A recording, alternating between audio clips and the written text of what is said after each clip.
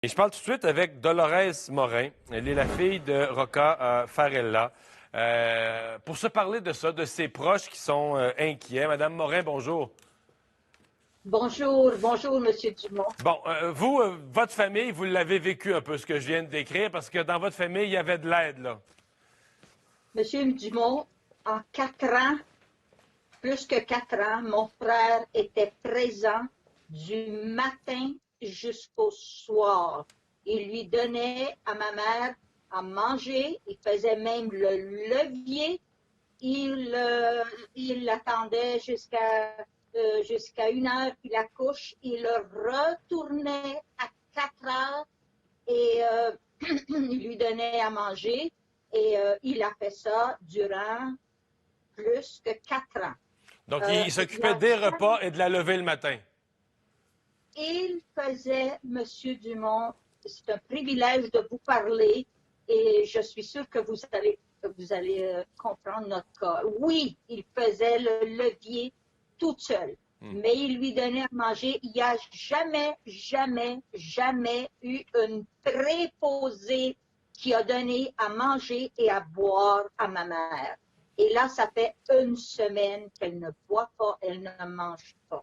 Mon frère est en parfaite santé et comme je vous le répète, pendant 4 ans, il n'a pas manqué une journée. Alors, il est le seul à pouvoir faire manger ma mère. Même les infirmières lui donnaient les médicaments. Il est le seul. Moi, j'étais présente quand même. Et là, on a besoin d'aide, on a besoin de bras. Et on tasse ceux qui sont vraiment... ma mère est Alzheimer, avancée. C'est le lien qu'il y a. Et puis, comme un médecin du centre a spécifié à mon frère qui suit ma mère la semaine avant qu'on lui interdise d'y aller, il a dit, vous faites le travail d'une proposée, vous le faites bien, ils ont, bon, enfin, et puis ils n'ont pas le droit de vous empêcher de venir à moins que ma mère aurait pris la maladie. Elle aurait pris la maladie. Ouais.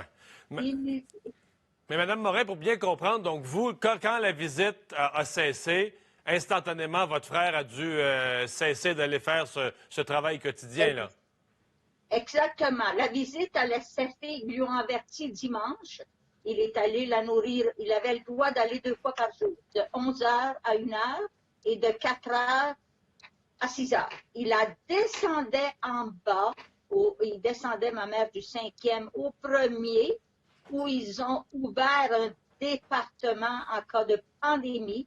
Et ça, je trouve ça archi ridicule parce qu'il aurait pu tout simplement, mon frère aurait pu prendre l'ascenseur. C'était beaucoup moins dangereux qu'il descende ma mère à Alzheimer dans l'ascenseur du 5e jusqu'au 1er, que ma mère puisse s'attraper parce que tout le monde prend l'ascenseur et non que lui puisse avoir la permission de monter et d'aller directement dans la chambre de ma mère.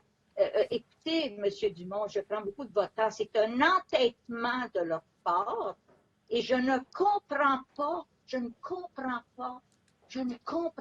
pourquoi M. Legault est pas spécifique qui spécifie, qu'il donne l'autorité aux proches aidants.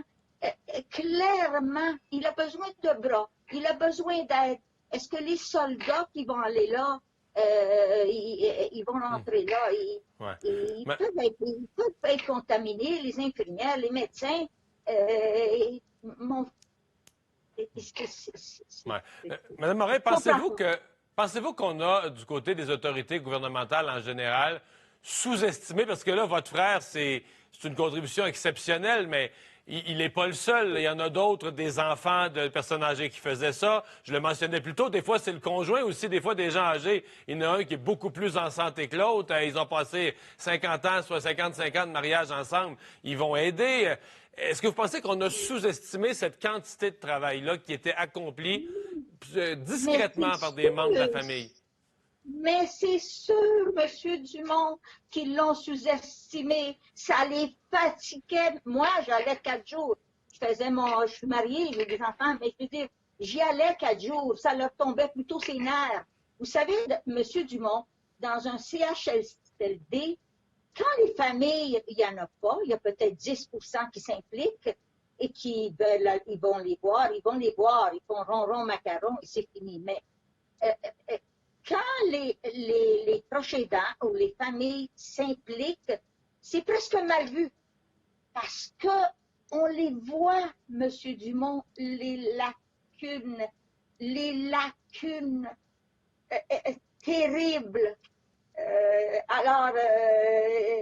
C'est sûr qu'un membre de la famille, comme mon frère, il n'a pas, je répète, manqué une journée en 4 ans. Ma mère, là, elle a fait, ma mère, et eux, je veux dire, ils sont conscients de ça, puis au lieu d'apprécier, ils ne l'apprécient même pas, mais que monsieur, là, il y a quelqu'un qui est en train de nous aider, mais que monsieur Legault ouvre les portes à ceux qui veulent y aller et non attendre que les soldats se forment, qu'ils apprennent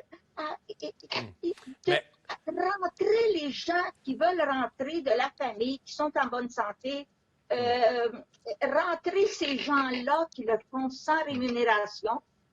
Et ils font quoi? C'est pas eux qui... La maladie, M. Dumont, c'est pour rentrer. Mais il y a quelques jours, Mais il y a quelques jours, quand même, M. Legault avait dit qu'il y avait une ouverture à ça. Il a annoncé une nouvelle ouverture à ça. Est-ce que vous avez tenté des démarches basées sur cette ouverture? On avait dit pour les proches aidants les plus significatifs, on allait les laisser revenir. Monsieur Dumont, les CHLD, c'est des endroits que les gens ne fréquentent pas, que les familles ne fréquentent pas. Il y a 1 million de cordeaux, de coordinateurs.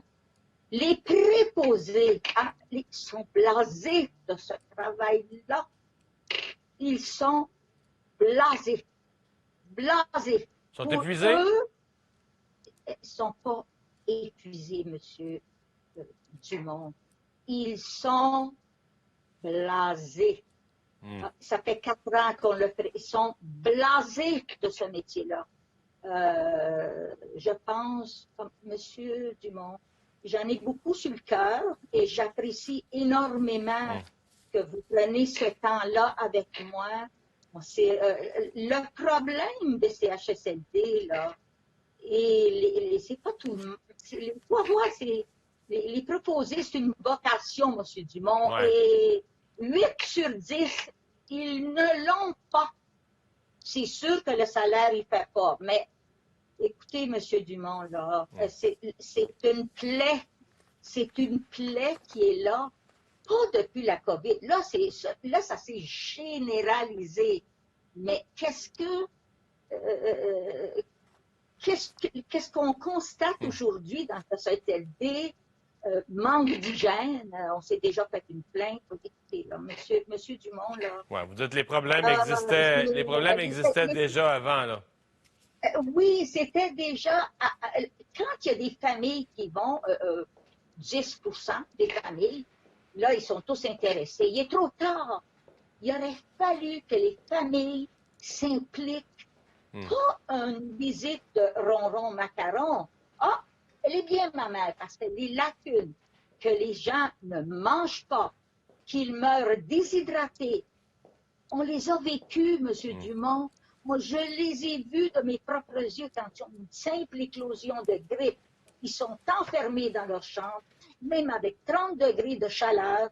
On se promène avec des pichets, les préposés, tout le monde. Eux, ils ont soif. Mais, M. Dumont, j'en ai tellement sur le cœur. S'il vous plaît, laissez passer mon frère, moi ou ma fille, mais mon frère est... votre message... Laissez-le passer, parce que ma mère ne va pas mourir de la... Il ne le donnait pas. Il y a la diététicienne Mme Giguère, qui s'est permise de dire il y a des diététiciennes, je m'excuse, je prononce pas bien, qui vont analyser.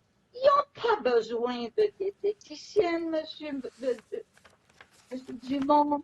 Ils ont besoin de gens, de bénévoles. Arrêter l'armée, puis faire prendre des cours, comment...